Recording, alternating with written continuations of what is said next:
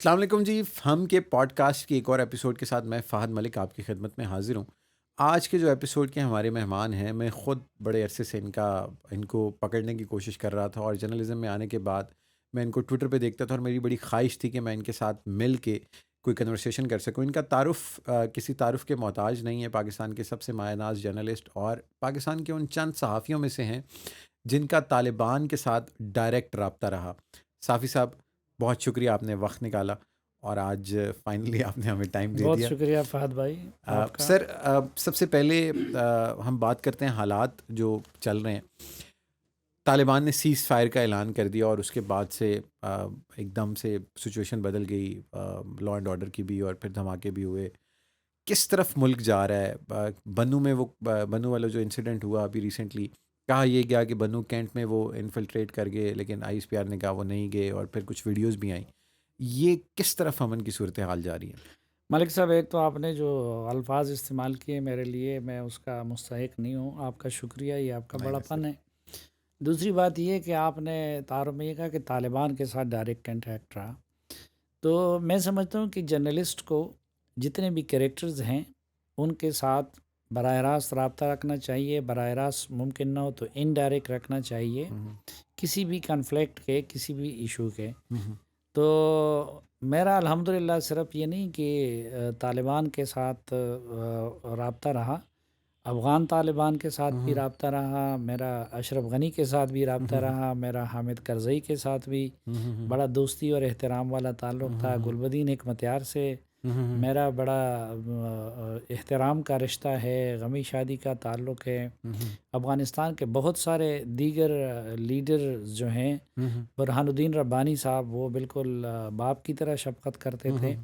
تو ایک تو یہ ہے کہ اس میں کوئی وہ نہیں ہے، جس طرح پاکستان کے اندر بھی جتنے بھی سیاست کے یا قضیے کے فریق ہے، کیونکہ جرنلسٹ کو میرے خیال میں کسی ایک سائڈ تک محدود نہیں رہنا چاہیے، اور اس کے کان ہر بات کو سننے کے لیے کھلے رہنے چاہیے، اور اس کی آنکھیں تصویر کے ہر رخ کو دیکھنے کے لیے وہ کھلی رہنی چاہیے۔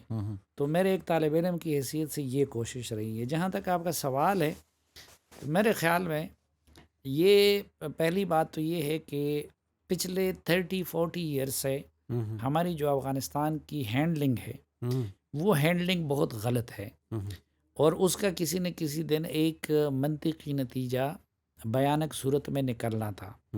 تو وہ کچھ تو 2007-8 اور اس عرصے میں نکلا تھا، اور پھر ابھی جو کچھ ہے تو اس کا ایک تو ظاہری بات ہے کہ افغانستان میں جب طالبان فاتح بن گئے تو اس ملک میں یہ پچھلے 15-20 سال ہمارا یہی تنازع رہا کہ یہاں کے دفاعی تجزیہ نگار اور اسٹیبلشمنٹ سے لائن لینے والے ہمارے جرنلسٹ یا ہمارے مذہبی لیڈر یا عمران خان جیسے لوگ یہ باور کراتے رہے کہ نہیں جی، افغان طالبان اور پاکستانی طالبان کا تو کوئی تعلق نہیں ہے، وہ بہت اچھے ہیں، یہ بہت برے ہیں، اور ان کو وہ جوڑتے رہے را انڈیس اور فلاں فلاں سے۔ ہم جیسا طالب علم کہتے تھے کہ نو، آپ ان کو ان کا فرنچائز کہہ سکتے ہیں، آپ ان کو حصہ کہہ سکتے ہیں، لیکن وہ انہوں نے اگر بندوق پاکستانی ریاست کے خلاف اٹھائی ہے تو افغان طالبان کی خاطر اٹھائی ہے، اور پھر وہ ان کے امیر المومنین کو اپنا امیر المومنین مانتے تھے۔ تو ظاہری بات ہے جب افغانستان میں طالبان فاتح ہوئے تو ایک تو یہاں پہ ٹی ٹی پی جیسے لوگوں کا مورال بھی بوسٹ ہوا، اور انہوں نے سوچا کہ اگر نیٹو جیسی قوت کو شکست دی جا سکتی ہے تو پاکستان جیسی ریاست کو کیوں شکست نہیں دی جا سکتی۔ دوسرا یہ ہوا کہ پہلے ڈرون کی وجہ سے اس سائڈ پہ بھی ان کی موومنٹ بہت محدود تھی اور اس سائڈ پہ بھی، اب ڈرون کا خطرہ ٹل گیا تو وہ پہاڑوں سے نکل کر شہروں میں نکل آئے۔ پھر ہم نے تو سب کچھ اشرف غنی اور حامد کرزئی کے کھاتے میں ڈالا تھا ٹی ٹی پی کا، لیکن پتہ چلا کہ ان کی قید سے 4-5.5 ہزار وہ 4-5 ہزار ٹی ٹی پی کے لوگ نکلے۔ تو اس دوران پہلے یہ دڑوں میں تقسیم ہو گئے تھے، تو ایک تو مفتی نور ولی کی قیادت میں وہ ری یونائٹ ہو گئے، دوسرا ان کو طالبان کے افغانستان کی صورت میں پورا ایک ملک گیا چھپنے کے لیے، ری گروپ کرنے کے لیے، اور تیسرا جو مال غنیمت افغان طالبان کے ہاتھوں میں آیا، امریکیوں کا چھوڑا ہوا اسلحہ یا باقی چیزیں، تو وہ ان کے حصے میں بھی آئی، اور بدقسمتی سے پھر ہونا یہ چاہیے تھا کہ تحریک طالبان افغانستان پہلے ایک گروہ تھا، اب وہ ایک اسٹیٹ اور حکومت بن گئی تھی، اور دنیا پاکستان کو الزام دیتی تھی کہ اس میں تمہارا بھی بڑا حصہ ہے۔ اس وقت پوری دنیا میں اگر افغان طالبان کا کوئی ایک ملک وکیل ہے تو وہ پاکستان ہے، تو وہاں سے متعلق کوئی بھی معاملہ ہو تو وہ افغان طالبان کے ساتھ ہونا چاہیے تھا، لیکن یہاں پہ جو ہے ڈائریکٹ معاملات کیے گئے، کابل میں جا کے ان کے ساتھ تصویریں بنائی گئی، اور پھر ان کے ساتھ ایسے وعدے کیے گئے کہ جو وعدے نہ صرف ان کے مورال کو بہت زیادہ بوسٹ کر رہے تھے، بلکہ وہ وعدے پورا کرنا قابل عمل بھی نہیں تھے۔ تو یہ جو موجودہ سچویشن ہے یہ ان 4-5 عوامل کا نتیجہ ہے۔ ابھی ایگزیکٹلی طالبان کے مطالبے کیا ہیں؟ وہ دوبارہ سے کیوں اتنی مطلب ایگریسو اس سٹانس پہ آ گئے ہیں کہ انہوں نے دوبارہ سے وہی دھماکے کرنا شروع کر دیے؟ ایگزیکٹلی چاہتے نہیں، کیا ہیں ایک وہ؟ تو یہ ہے کہ اصل میں ہم شتر مرغ کی طرح اپنا سر جو ہے وہ ریت میں چھپا لیتے ہیں، اور ہم سمجھتے ہیں کہ شاید مجھے کچھ نظر نہیں آ رہا ہے، تو وہ کچھ نظر ہے بھی نہیں۔ اصل میں ٹی ٹی پی کو زیادہ نقصان پہنچایا تھا امریکی ڈرون نے۔ مثلاً ملا نیک محمد کو ڈرون نے مارا، بیت اللہ محسود کو ڈرون نے مارا، حکیم اللہ محسود کو ڈرون نے مارا، ملا فضل اللہ کو ڈرون نے مارا، قاری حسین کو ڈرون نے مارا، ٹھیک۔ تو ایک تو اس کی وجہ سے ان کو کافی ذوق پہنچا، پھر کچھ ہمارے ملٹری آپریشن نے بھی اس میں کردار ادا کیا، تو وہ وقتی طور پر پسپا ہو کے افغانستان میں چلے گئے تھے۔ کچھ ان کے انٹرنل اختلافات بھی سامنے آئے تھے، لیکن نہ اس مسئلے کے روٹ کازز کو کبھی پاکستانی اسٹیٹ نے ایڈریس کیا ہے، اور نہ کبھی جہاں سے ان کو نظریاتی غذا ملتی ہے تو وہ غذا ان کی بند ہوئی تھی۔ پھر یہ تھا کہ پاکستانی میڈیا کا ان فضول چیزوں کی طرف توجہ ہوتا ہے کہ آج عمران خان نے یہ کیا، شہباز شریف نے یہ کیا، پرویز الہی یہ کر رہا ہے۔ ادھر تو ایک دن کے لیے بھی حالات ٹھیک نہیں ہوئے تھے۔ مثلاً پچھلے پورے سال جو تھا 2-3 واقعات افغانستان میں روز کا معمول تھا، اور 4-5 سیکیورٹی اہلکاروں کو مارنا یہ بھی روز کا معمول تھا۔ یہ تو چونکہ یہ بنو کے واقعے سے یا اس سے کچھ لوگوں کی یہاں پہ توجہ ان کو مل گئی۔ بدقسمتی یہ ہے کہ پاکستان میں یہ ایک تکیہ کلام تو بن گیا کہ پاکستان کا امن افغانستان کے امن سے وابستہ ہے، لیکن افغانستان کے معاملے میں نہ وزیر اعظم دلچسپی لیتے ہیں، نہ وزراء دلچسپی لیتے ہیں، نہ وزراء اعلیٰ دلچسپی لیتے ہیں، نہ میڈیا پرسنز دلچسپی لیتے ہیں۔ بہت کم لوگ ہیں، نہ ہونے کے برابر ہیں، کہ جو افغانستان کے حقیقی معاملات کو سمجھتے ہیں یا اس وقت ان کے طالبان کی اصل حیت کو اور اصل مجبوریوں، کمزوریوں اور اسٹرینتھ کو سمجھتے ہیں۔ Sir before you move on to the next part of the conversation, ہم اس ٹاپک کا آخری مسئلے کا حل کیا ہے؟ گورنمنٹ مطلب جب عمران خان کی گورنمنٹ تھی تب معاملات کچھ اور تھے، خان صاحب کا نیریٹو کچھ اور تھا، اب کی گورنمنٹ کا کچھ اور ہے، لیکن صورتحال شروع ہو رہی ہے کے پی سے، اور مطلب کہا یہ جاتا ہے کہ اس میں کے پی گورنمنٹ کا قصور ہے۔ اس معاملے کو آسانی سے سلجھایا کس طرح سے جا سکتا ہے، اور گورنمنٹ کے لیے یا ان سٹیک ہولڈرز کے لیے جنہوں نے ابھی تک اس پہ انٹرسٹ نہیں لیا، آپ کی کیا ریکمنڈیشنز ہیں؟ دیکھیں، پہلے تو یہ تھا کہ دونوں کا قصور ہے، عمران خان صاحب کا بھی قصور ہے۔ انہوں نے ایک تو یہ ہے کہ ان کی حکومت میں یہ ہوا، مثلاً ہم جیسے طالب علم کہتے رہے کہ بھائی انٹرا افغان ڈائیلاگ مسٹ ہے، اور پہلے وہ ہونا چاہیے قطر ڈیل سے، کیونکہ جنیوا معاہدہ کی صورت میں ہمارے سامنے یہ مثال موجود تھی کہ سوویت یونین چلا گیا، لیکن ہم نے انٹرا افغان مفاہمت نہیں کی تھی، تو افغانستان جنگ کی آگ میں چلا گیا۔ تو اس وقت کہ آپ میرے کالم اٹھا لیں، آپ میرے ٹی وی پروگرام اٹھا لیں، تو میں جب تک قطر معاملہ یہ مذاکرات جاری تھے تو میں اس پہ زور دیتا رہا کہ بھائی پہلے انٹرا افغان مفاہمت کرا لیں، اور انٹرا افغان آپ کرا لیتے تو پھر امریکہ کی موجودگی کا جواز ہی نہ رہتا۔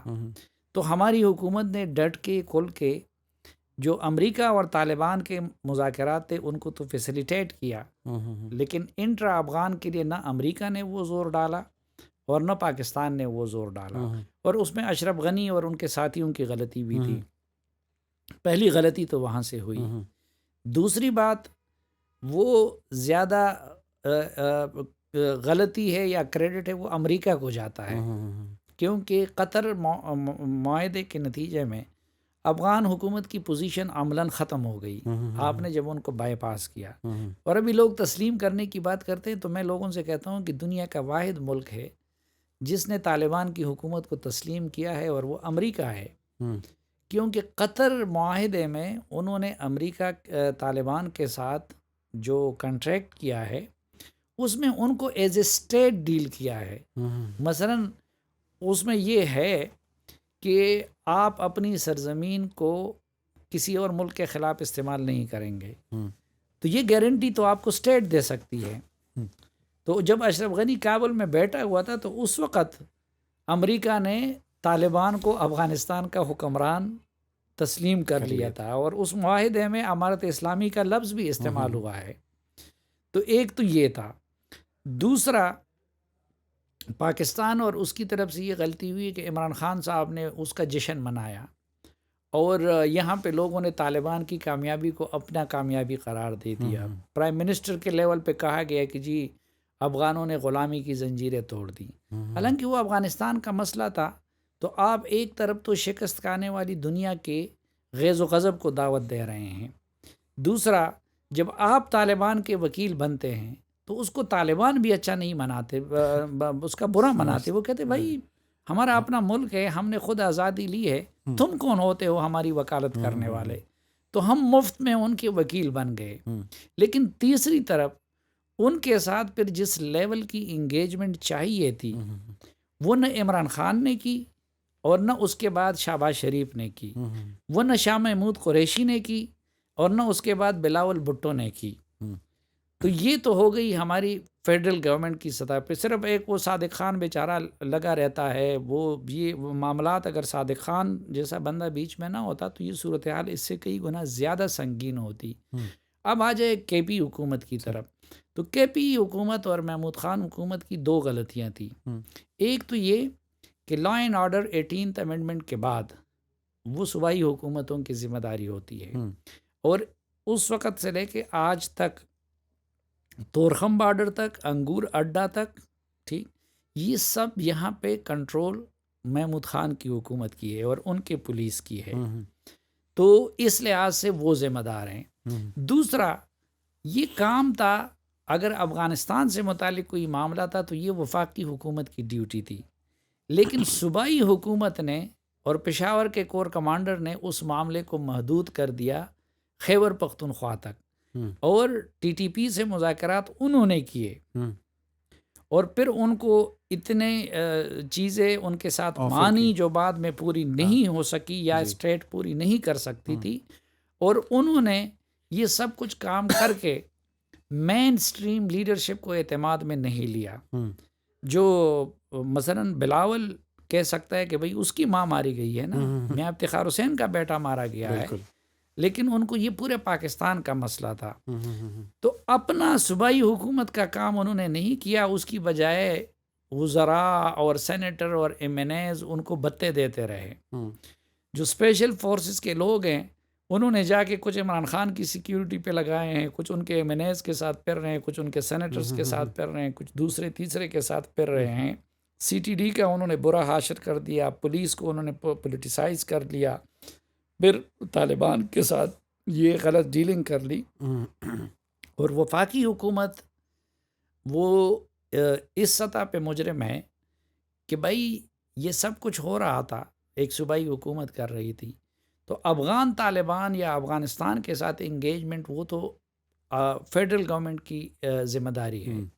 آپ نے صوبائی حکومت کو یہ کرنے کیوں دیا کہ وہ فیڈریشن سے متعلق ایک معاملے کو جو دوسرے ملک سے سرحدوں سے باہر متعلق ہے اس کو آپ نے کیوں منع نہیں کیا؟ اور اب بھی جس طرح کما حقہ توجہ اس کو چاہیے، تو نہ ہمارے وزیر اعظم ان کو وہ توجہ دے رہے ہیں. فورن منسٹر ساری دلچسپیوں کا مرکز اور محور وہ پنجاب بن گیا ہے. نہ ہمارے وزیر دفاع کو اس کا پتہ ہے. اب بلاول صاحب کو دیکھ لیجئے، پوری دنیا کے دورے کر رہے ہیں، روزانہ امریکہ میں بیٹھے ہوتے ہیں. پہلے وہ وزرائے خارجہ دورے کرتے تھے، آج کل وزیر خارجہ ہمارے کبھی کبھی پاکستان کے دورے پہ آتے ہیں، لیکن آج تک وہ کابل نہیں گئے. بھائی آپ کو اچھے لگتے ہیں یا برے لگتے ہیں، لیکن آپ خود کہتے ہیں کہ اگر پاکستان کی سیکیورٹی سے ریلیٹڈ ان کا معاملہ ہے اور اب وہ افغانستان کے حکمران ہیں، تو بلاول کو تو ان کو انگیج کرنا چاہیے.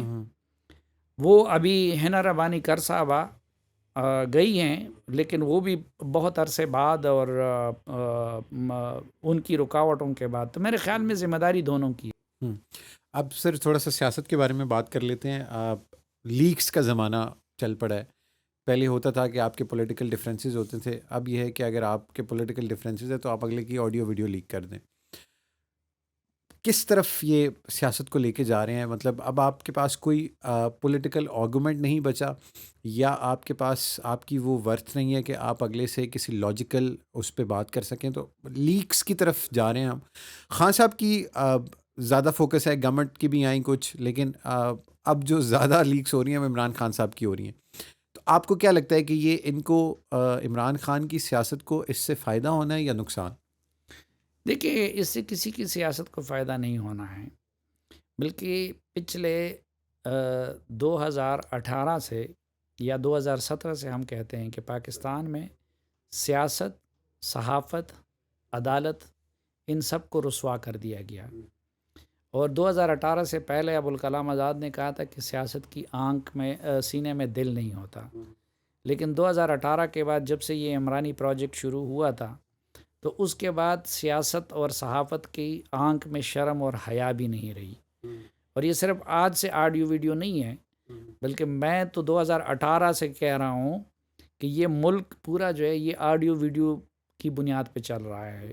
کسی کی ویڈیو بنا کے ان کو بلیک میل کیا جا رہا ہے، کسی کی آڈیو ساتھ رکھ کے اس کو بلیک میل کیا جا رہا ہے، کسی کو دوسرے طریقے سے بلیک میل کیا جا رہا ہے، کسی کو نیب سے بلیک میل کیا جا رہا تھا.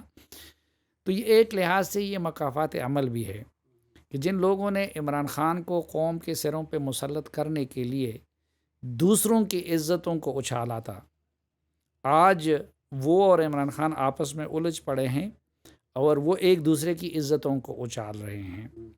تو فائدہ ایک تو یہ گندا کام ہے، نہیں ہونا چاہیے. پہلے عمران خان نے دوسروں کے ساتھ کیا، مثلا آپ کو تو یاد ہوگا جی کہ طیبہ گل کی بالکل ویڈیو کو عمران خان صاحب ہی نے چلایا اور اس سے چیئرمین نیب کو بلیک میل کیا، اور پھر اس میاں بیوی کو وزیر اعظم ہاؤس کے اندر رکھا.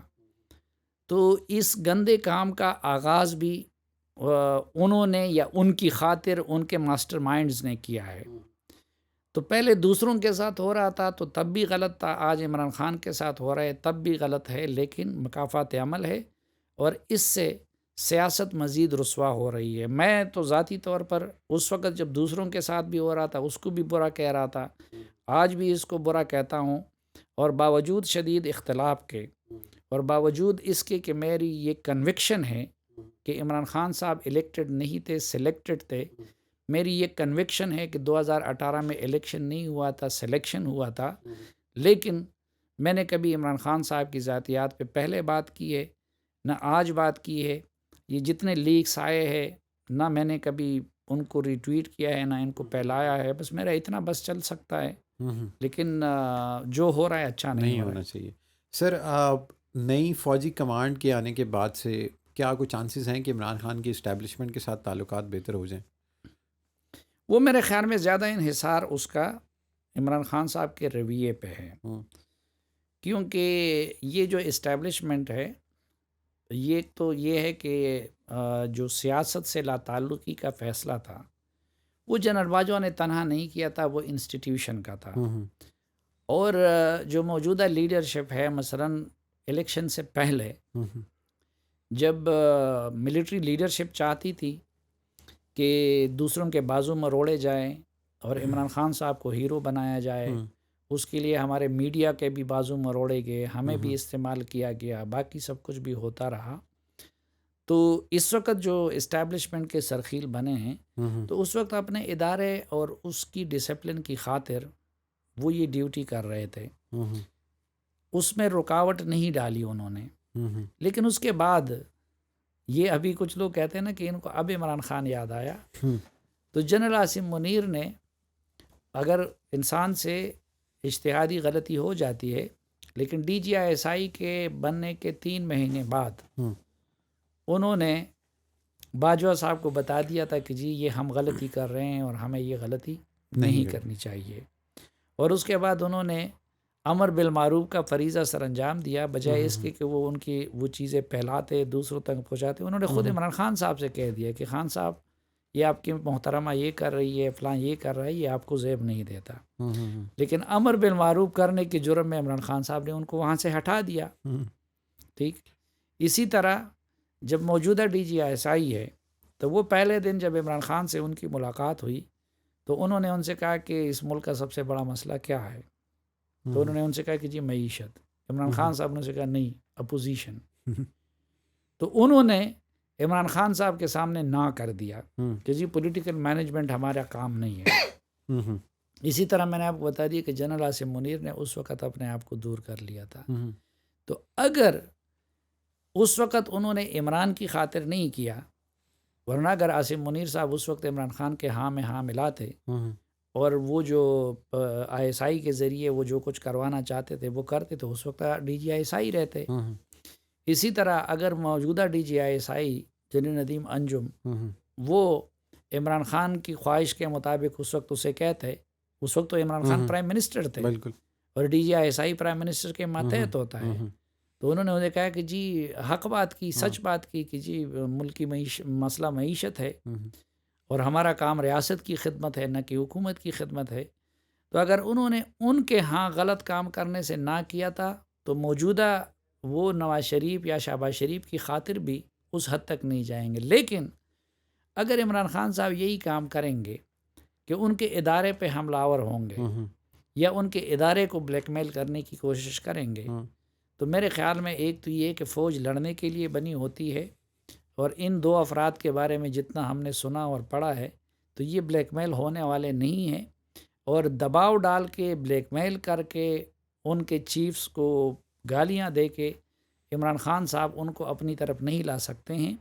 بلکہ عمران خان کا یہ نیریٹو اور یہ طرز سیاست ان کے لیے وہ میرے خیال میں ایک بڑا آخر میں جا کے مشکلات کا باعث بھی بن سکتا ہے، کیونکہ اپنے انسٹیٹیوشن کے وقار پہ وہ آنچ آنے نہیں دیں گے. سر یہ جو آپ نے مینشن کیا کہ اس وقت جب ڈی جی آئی ایس آئی تھے انہوں نے خان صاحب کو کہا کہ فرا گوگی اور ان کی بیگم صاحبہ غالباً وہ کیا مطلب ایگزیکٹلی کیا کر رہے تھے جس پہ ڈی جی آئی ایس آئی نے اپنے ریزرویشنز دیے اور جس کی بنا پر انہیں ہٹایا گیا، اس پہ اگر تھوڑی سی آپ روشنی ڈال سکیں. ان کو پوری حکمرانی میں بشرا بی بی کی مداخلت کے ثبوت میں لیتے، پھر عثمان بزدار کی حکومت میں جس طرح عہدے بک رہے تھے اور کون کون مانی کا خاندان کی انوالومنٹ کی اس طرح کے کچھ شواہد تھے. عمران خان صاحب کی ذات سے متعلق معاملات تھے، اور کچھ دوست ممالک کے ساتھ اور پڑوسی ممالک کے ساتھ تعلقات کے معاملات تھے جو نیشنل سیکیورٹی سے متعلق بھی تھے. تو یہ ساری چیزیں یعنی دیکھیں یہ اب ایک اخلاص کی بھی علامت ہوتی ہے. اگر میں آپ کا دوست ہوں، میں نے آپ کے کوئی غلطی دیکھی تو میں آ کے آپ کو منہ پہ بتا دوں گا. اگر میں اس طرح نہیں ہوں تو میں ان کو اپنے ساتھ ریکارڈ میں رکھ لوں گا. یہ جس طرح بھی نکل رہی ہے تو کسی نے اپنے ساتھ ریکارڈ میں رکھی تھی نا، اور میں دوسروں کو تو بتاؤں گا لیکن آپ کو منہ پہ ہاں ہاں کرتا رہوں گا. تو انہوں نے اخلاص کی بنیاد پہ وہ کام کیا تھا، اور جس فریضے کا آج ان سے وہ تقاضا کر رہے ہیں امر بالمعروف کا، تو انہوں نے امر بالمعروف کا فریضہ سر انجام دیا تھا. لیکن اس کی وجہ سے عمران خان صاحب نے ان کو سزا دی. کبھی یہ ٹریڈیشن نہیں تھی کہ آئی ایس آئی کے چیف کو 6 مہینے بعد آپ وہاں سے ہٹا دیں اور یہ سب کچھ کریں، لیکن اس کے بعد بھی وہ خاموشی سے ان کو جو نیکسٹ ڈیوٹی دی گئی وہ کرتے رہیں. لیکن اب ظاہری بات ہے کہ ایک ماضی کا بیگیج بھی ہے، اور وہ ماضی کا بیگیج مثلاً اب ایک کیس میں انہوں نے پوری ملٹری ہیرارکی پہ ایف آئی آر کیا ہوا ہے. بالکل. اور وہ ان سب کو ان کا خیال یہ کہ وہ عمران خان کے کہنے پہ ہو رہا ہے. یا مثلاً اب جنرل باجوہ کا معاملہ دیکھ لیں، وہ جیسے بھی ہیں ان کے چیف رہے ہیں، بالکل. اور صرف ان کے چیف نہیں رہے ہیں. عمران خان صاحب نے کتنی ان کی تعریفیں کی تھی. اچھا، عمل سے ان کی تعریف کی تھی. ان کو ایکسٹینشن دینا جو تھا وہ عمل سے ان کی تعریفیں تھی. ٹھیک.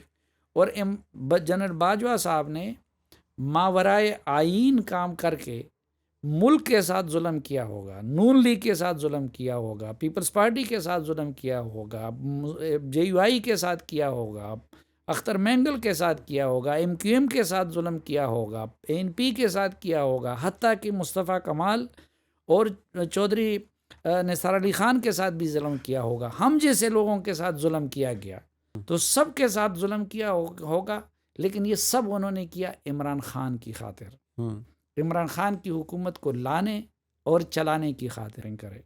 لیکن اور اسی وجہ سے انہوں نے ان کو 6 مئی ایک ٹینور کی ایکسٹینشن دے دی. لیکن جو ہی وہ ریٹائر ہو گئے، اب پہلے میر جعفر، پھر میر صادق، پھر وہ کہتے ہیں یہ فلاں ہیں، یہ فلاں ہیں. تو میرے خیال میں دوسروں کو جن کو یہ حق ملتا تھا کہ وہ اب سکور سیٹل کریں، تو وہ تو خاموش ہیں. لیکن عمران خان صاحب ان کے پیچھے پڑے ہوئے ہیں.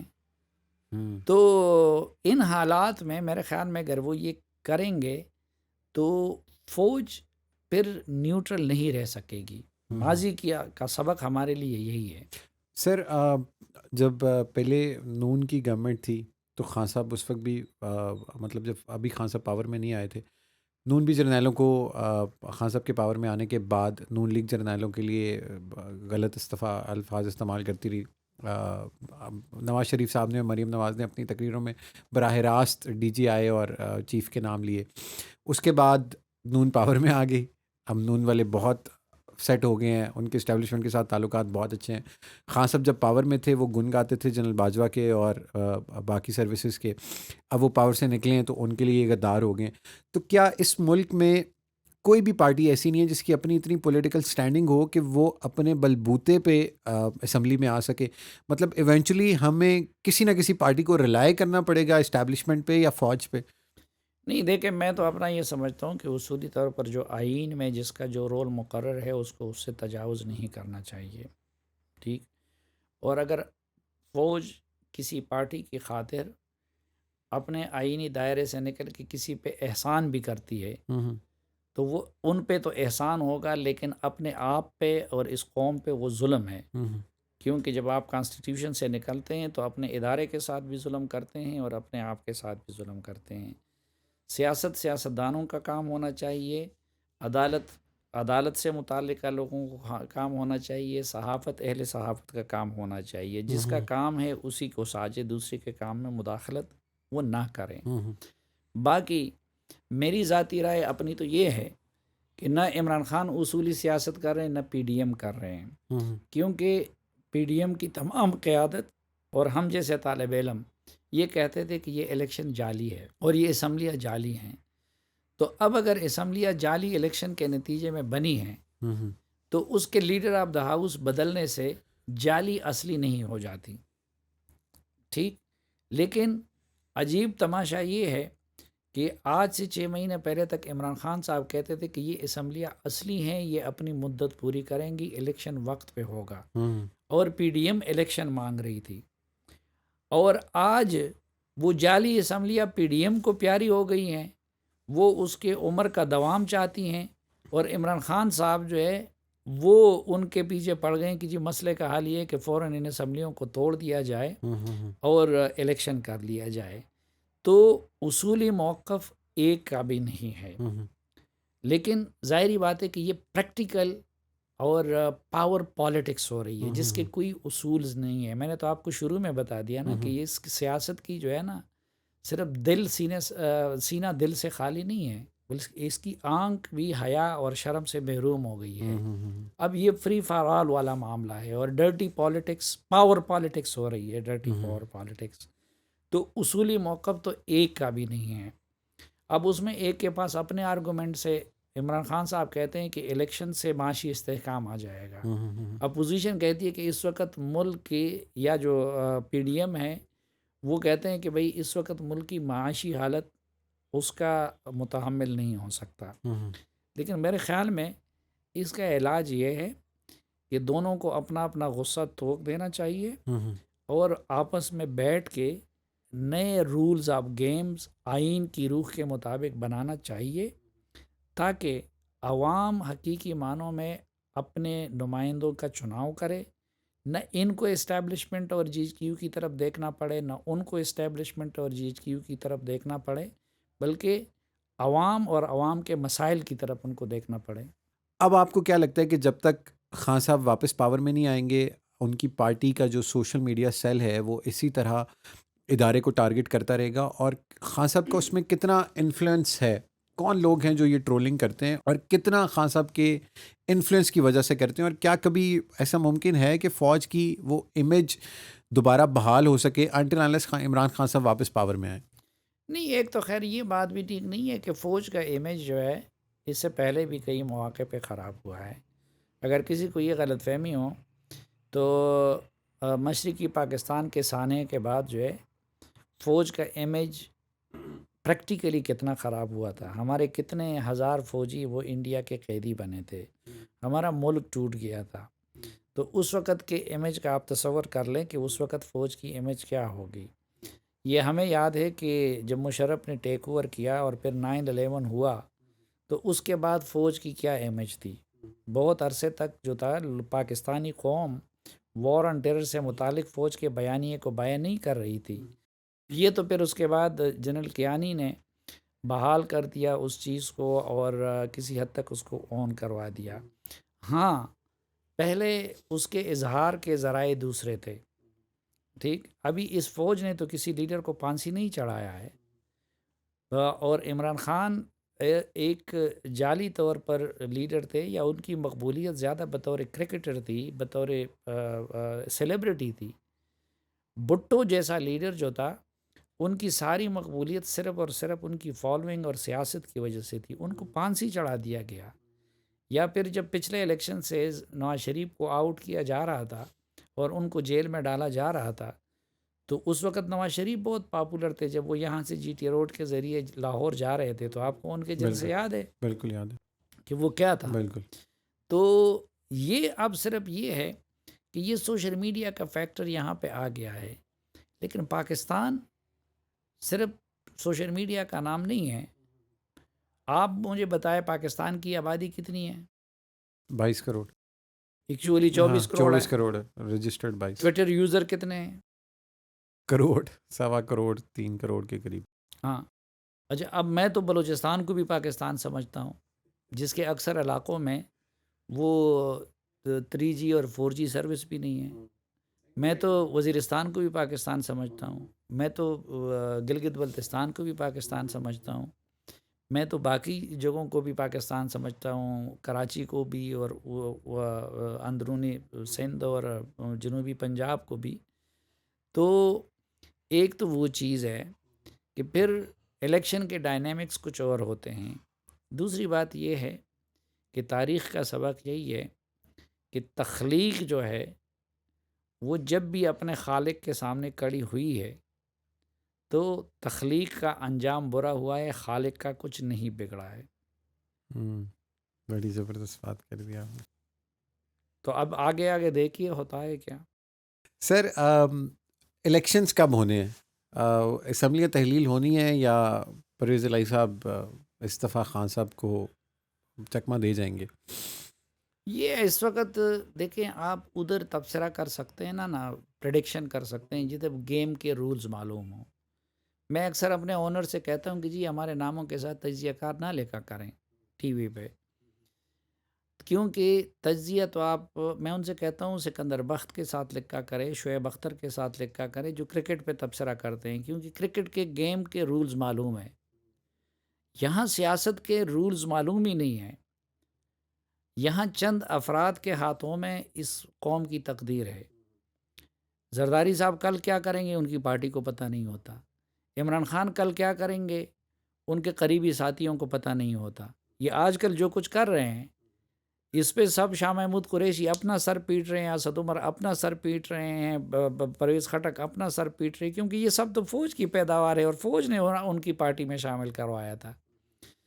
اسی طرح وہ والا تو پرویز الہی رات کو ادھر سے طے کرے بات، زرداری کو مٹھائی پیش کرے اور صبح وہ دوسری طرف نکل جائے، آج عمران خان کے ساتھ بیٹھے ہوں اور کل جو ہے آگے عمران خان کے خلاف انٹرویو دے دیں کہ جی آئندہ کے لیے باجوہ کے خلاف بات کی تو میں تو ایسے ایسے کروں گا۔ تو یہاں پہ یہ گیم کے رولز کوئی معلوم ہے؟ یہ ملک آئین کے مطابق چل رہا ہے؟ یہ کوئی ڈیموکریٹک پالیٹکس ہو رہی ہے؟ ان پولیٹیکل لیڈروں کا جوڑ توڑ ہے، پردوں کے پیچھے سب کچھ ہوتا ہے، تو اس میں آپ تجزیہ کیسے کر سکتے ہیں؟ تو میں تو کم از کم پریڈکشن نہیں، جس طرح یہ جادو ٹونے پہ یہ ملک چلا ہے تو کوئی کسی نجومی سے آپ پوچھ سکتے ہیں کہ بھئی کل کیا ہوگا، میں اپنے آپ کو اس قابل نہیں سمجھتا۔ پاکستان میں صحافت اتنا ہی مشکل ہے جتنا مطلب بارڈر پہ کھڑے فوجی کے لیے کام کرنا ہے۔ شفا یوسف زئی کے گھر پہ کچھ مسلح افراد گئے اور انہوں نے وہاں پہ جا کے ان کے ملازم کو ہراساں کیا، فیملی گھر پہ نہیں تھی۔ پاکستان میں صحافت اتنی مشکل کیوں بنتی جا رہی ہے؟ اس میں کچھ شہر دے لوگ بھی ظالم سن، کچھ سانو مرن دا شوق بھی سی والا معاملہ ہے، کیونکہ ایک تو یہ کہ ہم صحافی بھی پہلے اعتدال میں نہیں رہے، اپنے دائرے میں نہیں رہے، کسی نے جج بننے کی کوشش کی، کسی نے مفتی بننے کی کوشش کی، کسی نے جو ہے پولیٹیشین بننے کی کوشش کی، اور پھر یہ جو عمران خان والا پروجیکٹ تھا ان کو وزیر اعظم بنانے کا، تو اس کے لیے جس طرح جوڈیشری کے ہاتھ مروڑے گئے، جوڈیشری کو بدنام بھی کیا گیا، تقسیم بھی کیا گیا، نیب کا تو ستیہ ناش کیا گیا، تو اسی طرح میڈیا کو بھی بری طرح استعمال کیا گیا، اور یہ 2010 سے یہ پروجیکٹ شروع تھا۔ تو اس کے لیے پاکستانی اسٹیبلشمنٹ نے میڈیا کو تقسیم بھی کیا اور میڈیا کو ایک دوسرے کے خلاف استعمال بھی کیا، میڈیا سے جھوٹ بھی بلوایا گیا، میڈیا کو کسی کو عمران خان کو مسیحا ثابت کرنے کے لیے اور باقیوں کو چور اور ڈاکو ثابت کرنے کے لیے استعمال کیا گیا۔ مثلا اس وقت جو بہت سارے لوگ فریاد کر رہے ہیں، تو وہ کل جب حامد میر کے ساتھ ہو رہا تھا، کل جب میرے ساتھ ہو رہا تھا، کل جب کسی اور کے ساتھ ہو رہا تھا، مثلا میں نے تو آج جس کے ساتھ بھی ہوتا ہے، ابھی شفا یوسف زئی کا آپ نے ذکر کیا تو میں جب بھی وہ دیکھا تو میں نے ٹویٹ بھی کیا، مذمت کر لی، دیکھا بھی ہے میں نے۔ ٹھیک ہے، لیکن میرے گھر پہ حملہ ہوا تھا، اور وہ اگر میرا اس وقت سیکیورٹی گارڈ بہادری نہ دکھاتا اور اپنے آپ کو زخمی نہ کرتا، لیکن آپ مجھے دکھا دیں کہ ادھر اگلے دن کیا وہ ہوا ہے۔ یہاں ابصار عالم کو گولیاں لگی، اگلے دن ہمارے میڈیا والوں نے کچھ نے مذاق اڑانا شروع کر دیا کہ انہوں نے خود اپنی گولیاں ماری ہیں، حامد میر کی گولیوں کا مذاق اڑایا گیا، اسد طور کی گولیوں کا مذاق اڑایا گیا۔ تو وہ جو اور اکثر جن لوگوں نے وہ کیا، اچھا ہم اس وقت التجائے کرتے تھے کہ خدا کے بندو، مثلا یہ الیکشن سے پہلے میں نے ایک کالم لکھا تھا کہ باری باری سب کی باری، میں نے سیاستدانوں کے کنٹیکسٹ میں لکھا تھا۔ اب کوئی تصور کر سکتا تھا کہ بھئی باری باری جو ہے نا عمران خان کی بھی باری آ جائے گی؟ اس لیے جس طرح سیاست کو، عدالت کو اپنی اصل کی طرف لوٹانا چاہیے، تو صحافت کو بھی، کیونکہ یہ پچھلے سالوں میں جو صحافت ہوئی ہے وہ صحافت نہیں تھی، کچھ لوگ اسٹیبلشمنٹ اور عمران خان کے کہنے پہ ایک ایجنڈے کے تحت ان کو out of the way support بھی کیا جا رہا تھا، پروموٹ بھی کیا جا رہا تھا، بہت سارے غیر جرنلسٹوں کو جرنلسٹ بھی بنایا جا رہا تھا، اور جو جینون میڈیا آرگنائزیشن تھے جو تھوڑے سے تنقید کر رہے تھے ان کو دبایا جا رہا تھا، جینون جرنلسٹ کو بھی دبایا جا رہا تھا۔ یعنی اس میں دوران طلعت حسین کو اسکرین سے آؤٹ کیا گیا، نصرت جاوید جیسے جرنلسٹ کو اسکرین سے آؤٹ کیا گیا، نجم سیٹھی کو اسکرین سے آؤٹ کیا گیا، اسی طرح بہت سارے اور جو معتبر نام تھے ان کو وہ کر دیا گیا، اور بونوں کو اور چتری سے اترنے والے لوگوں کو سپورٹ کیا جا رہا تھا، اور ان سے کفر کے فتوے، ان سے غداری کے فتوے، ان سے پتہ نہیں کیا کیا فتوے بانٹے جا رہے تھے۔ تو ایک فیکٹر جو ہے وہ مکافات عمل کا ہے، اس لیے اس سے سبق لینا چاہیے، اور کسی کے کہنے پہ، وہ اسٹیبلشمنٹ ہو، وہ کوئی سیاستدان ہو، وہ کوئی اور ہو، اس کے کہنے پہ نہ تو میڈیا کے ایک آرگنائزیشن کو دوسرے آرگنائزیشن کے پیچھے پڑنا چاہیے، اور نہ ایک صحافی کو دوسرے صحافی کو ڈسکریڈٹ کرنا چاہیے، اور یہ اصول بنانا چاہیے کہ ظلم جس صحافی کے ساتھ بھی ہوگا اس کے خلاف سب کھڑے ہوں گے۔ اور لیکن اس کے ساتھ ساتھ یہ بھی ہے کہ صحافتی اقدار کی وائلیشن جو بھی آرگنائزیشن کرے گی یا جو بھی جرنلسٹ کرے گا، تو جرنلسٹ تنظیموں کو اور PFUJ کو اور خود مالکان کی تنظیموں کو بھی اس کا تدارک کرنا چاہیے۔ یہ تھے جی سلیم صافی صاحب، آپ نے ان کا بڑا ڈیٹیل انالیسس سنا افغان طالبان کے بارے میں بھی، پاکستان کی موجودہ صورتحال کے بارے میں بھی، اور عمران خان صاحب کا کیا سیاسی مستقبل ہے وہ بھی سر نے آپ کو بتایا۔ آپ کی کوئی بھی ریکمنڈیشن سجیشنز ہوں آپ اس ویڈیو پہ کامنٹ کر کے ہمیں بتا سکتے ہیں، اور اگلے پوڈ کاسٹ میں آپ کس کو ہمارے ساتھ ایز اے گیسٹ دیکھنا چاہتے ہیں وہ سجیشنز بھی آپ ہمیں ان کامنٹ سیکشن یا آپ ہمیں ان باکس کر کے بتا سکتے ہیں۔ اگلی ایپیسوڈ میں دوبارہ ملیں گے۔